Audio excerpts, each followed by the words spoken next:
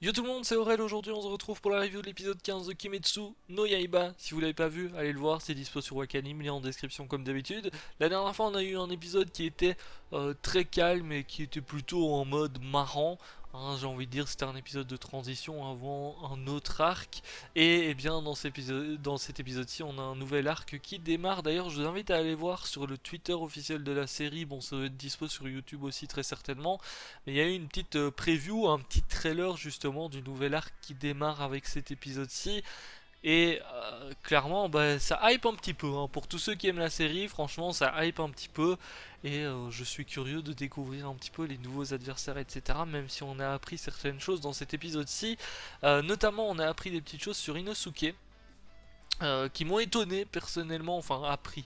On a vu en tout cas qu'il avait un comportement un petit peu différent, parce que jusqu'ici Inosuke on l'a vu surtout en mode je veux me battre, je veux tout trancher, voilà, moi je veux devenir fort, je veux juste me battre, hein.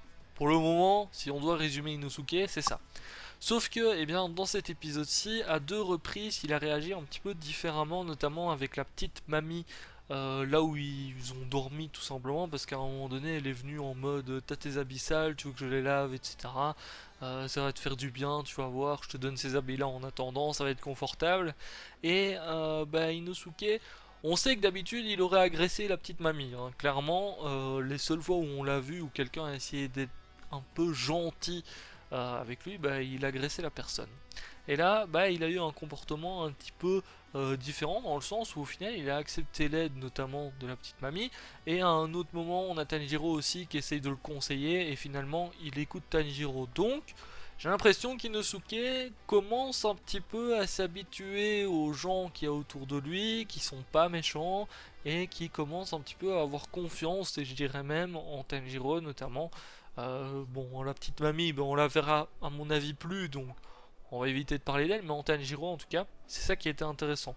Et puis ça fait plaisir de découvrir un petit peu plus Inosuke, parce que c'est vrai que on sait pas trop encore ce qu'il fait, hein. Mis à part trancher avec ses épées, bah on sait pas grand chose de lui finalement. Donc derrière, au final, ils sont envoyés au mont, je sais plus quoi, je sais plus le nom du mont, Namatako. Bon, c'est pas très grave si je sais plus le nom, mais ils sont envoyés là-bas parce que bah, apparemment il y a des démons qui se trouvent là-bas. Finalement, sur le chemin, ils rencontrent un pourfendeur qui est en mode aidez-moi, aidez-moi, aidez-moi. D'ailleurs, ça se voit, il s'est battu, etc. Le gars est finalement, boum, en deux temps, trois mouvements, il se fait aspirer entre guillemets dans la forêt et bah, directement on a Tanjiro qui sent d'ailleurs une odeur très bizarre. On voit d'ailleurs à un moment donné très rapidement un espèce de démon qui a l'air quand même bien badass, hein, qu'on n'a pas vu à un autre moment dans l'épisode, mais qui a l'air quand même bien badass. Et ben, tout de suite ils comprennent qu'il se trame quelque chose justement dans la forêt qui a autour du mont, et ça risque d'être assez compliqué vu qu'il y a d'autres pourfendeurs qui sont déjà là et qui ont un petit peu du mal, j'ai envie de dire. Bon, Zenitsu par contre, lui, il décide de s'asseoir là, il a un petit peu peur donc il veut pas trop suivre Tanjiro et Inosuke. Bon, Inosuke il veut juste aller se battre et Tanjiro il est en mode je veux sauver quelqu'un. Donc on a un petit peu des réactions différentes. Bon, Zenitsu, finalement, on apprendra un petit peu plus tard que il repense à Nezuko, du coup ils font dans la forêt, mais c'est vrai que le fait qu'ils soient en retard, je me dis que vu les démons qui y a en face d'eux, parce que les démons qui y a en face d'eux, en tout cas du peu qu'on a vu, contrôlent un petit peu les gens grâce à des fils de toile d'araignée. Donc bon, peut-être, je me dis que Zenitsu, il pourrait très bien se faire contrôler un petit peu facilement, j'ai envie de dire. Ça serait un petit peu le genre de perso qui se ferait contrôler, manipuler et qui attaquerait ses potes. Parce que bon, il est tellement bah, au final, il est tellement peureux et tout que lui, il voit des araignées sur lui et tout, il les voit même pas en fait, hein, et du coup, il se ferait manipuler. Enfin, d'après moi, je verrais bien justement arriver près de Tanjiro et Inosuke au final les attaquer parce que bah il y a effectivement le démon qui le manipule. D'ailleurs, on a vu un petit peu les démons qui ont l'air assez stylés. Hein. Pour le coup, niveau design et tout, faut avouer qu'ils sont assez stylés, je trouve, notamment celui qu'on a vu un petit peu. Bon, on sait pas encore leur nom, mais le mec qu'on a vu qui à un moment donné est justement sur des fils en l'air. D'ailleurs Kinosuke a essayé d'attaquer mais qui n'est pas arrivé tout simplement à le toucher. Et c'est vrai que lui il était assez stylé. On apprend aussi que c'est une famille de démons apparemment. Donc il y en a plusieurs. On en a déjà vu deux. On a vu Bon, je sais pas, le gars il a parlé, justement, ce démon-là, il a parlé de sa mère, donc je dirais que c'est sa mère par défaut, vu que c'est quand même une meuf qui a l'air assez grande et du coup âgée, donc c'est pas forcément une fille ou quelque chose comme ça, enfin une petite fille plutôt. Donc j'ai plutôt l'impression que c'est sa mère. Et pour le coup, bah, vu qu'ils parlent de famille, ils sont très certainement encore plus. Le gros démon qu'on a vu à un moment donné doit en faire partie.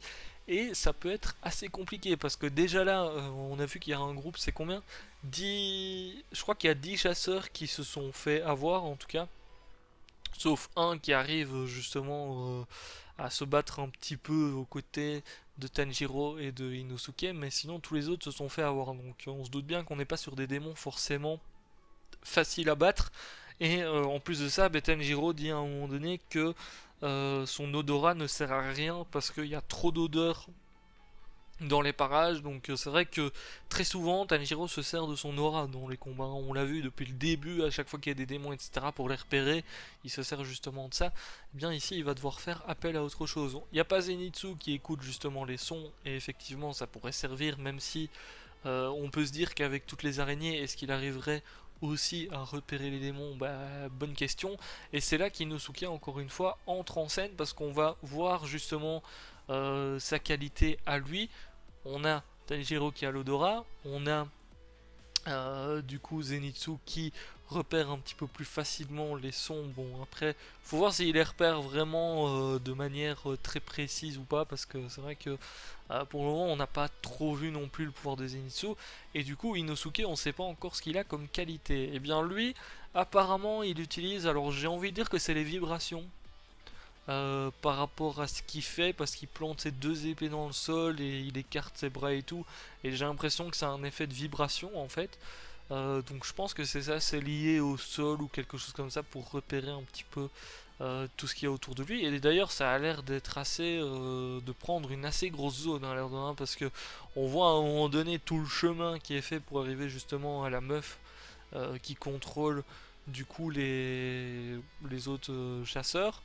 Bah, on voit que c'est quand même assez loin, donc l'air de rien, Inosuke, son pouvoir a l'air assez intéressant. Après, la difficulté qu'il a, c'est que, comme je vous ai dit, pour moi, c'est quelque chose qui a un rapport avec les vibrations, et du coup, pour repérer quelque chose, il doit effectivement toucher le sol. Enfin, la personne doit toucher le sol. Si la personne est en l'air, par exemple, je sais pas s'il arriverait à la repérer, notamment, mais c'est assez intéressant justement de voir un petit peu son pouvoir entre guillemets à lui, parce que c'est pas vraiment un pouvoir, c'est juste qu'il a un sens qui est plus développé que les autres. Et voilà. Donc c'était assez intéressant de voir ça justement, et puis on remarque qu'il se complète assez bien, l'air de rien, hein, parce que bon, si l'odorat ça marche pas, les vibrations ça peut marcher, si les vibrations ça marche pas, bah, le son ça peut marcher. Donc les trois, l'air de rien, ils se complètent assez, et d'ailleurs il y en a certains qui m'avaient dit dans les commentaires qui se complétaient finalement, et c'est ce qu'on voit déjà dans les capacités dans cet épisode, je trouve. D'ailleurs, au final, on a Inosuke qui écoute très souvent Tanjiro dans l'épisode, hein, parce qu'il n'y a pas qu'au moment où Tanjiro le conseille qu'il écoute. Bon, à certains moments, il est en mode, quand il découvre justement que c'est des fils qui contrôlent les chasseurs, il est un peu en mode non, mais moi je le savais et tout, alors qu'à mon avis, il n'avait pas du tout remarqué. Mais finalement, il découpe pas non plus les gens, donc ça se voit que il est un petit peu respectueux quand même. Pourtant, on n'aurait pas dit au départ. Au départ, moi je me suis dit, ok, il va découper les gens, hein, il va rien avoir à foutre, que ce soit des chasseurs ou pas. Même si une des règles des chasseurs, c'est de pas se battre entre eux. Donc là, ils étaient contrôlés, bah, il se serait dit, ok, je les attaque, rien à foutre. Finalement, il le fait pas parce que Tanjiro lui dit simplement de couper les fils, etc. Donc, l'air de rien, petit à petit, Inosuke, il écoute justement Tanjiro de plus en plus et il commence un petit peu à avoir confiance. Alors, il y a une autre scène qui était assez intéressante, c'est une scène où on revoit Gyu, si je me trompe pas sur le nom et sur la prononciation. C'était le premier chasseur qu'on avait vu au tout début de l'anime, qui avait fait la morale d'ailleurs à Tanjiro, quand il essayait de maîtriser sa sœur notamment, et on le voit qu'il est avec Shinobu, si je me trompe pas sur le nom. J'ai un petit peu peur parce que quand c'est des persos qu'on voit pas très souvent, je me dis que je me trompe un petit peu. Et finalement, eux vont être envoyés aussi sur le terrain parce que au niveau des hauts placés, on va dire des chasseurs, ils ont appris que il y a une dizaine de chasseurs qui se sont fait avoir, et du coup bah ils se doutent bien que ce sont des démons très très forts. Alors notamment ils parlent de démons qui seraient... Enfin, que ça serait un démon d'une des 12 lunes, bah je pense pas. Clairement, à mon avis, la difficulté ici, c'est pas que c'est des démons qui sont forcément hyper forts comme celui qu'on a pu voir la dernière fois.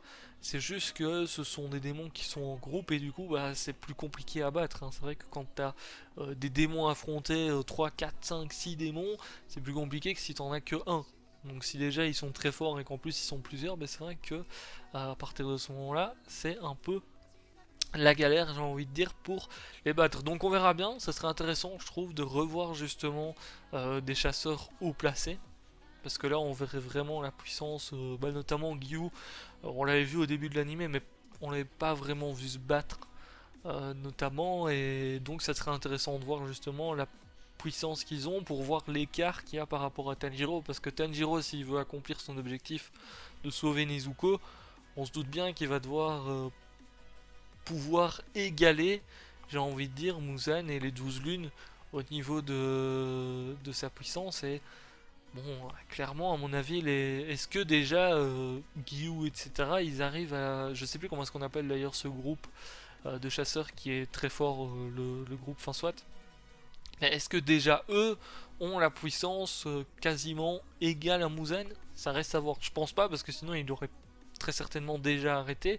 Donc il va falloir qu'ils surpassent même Gyu, etc. Et ça risque d'être assez intéressant si on voit de quoi ils sont capables. Justement, sur ce, écoutez, je vais vous laisser là pour cette petite review. N'hésitez pas à lâcher le petit pouce bleu si ça vous a plu. N'hésitez pas à me donner vos impressions sur l'épisode. Je vous dis à très très bientôt. Ciao, ciao.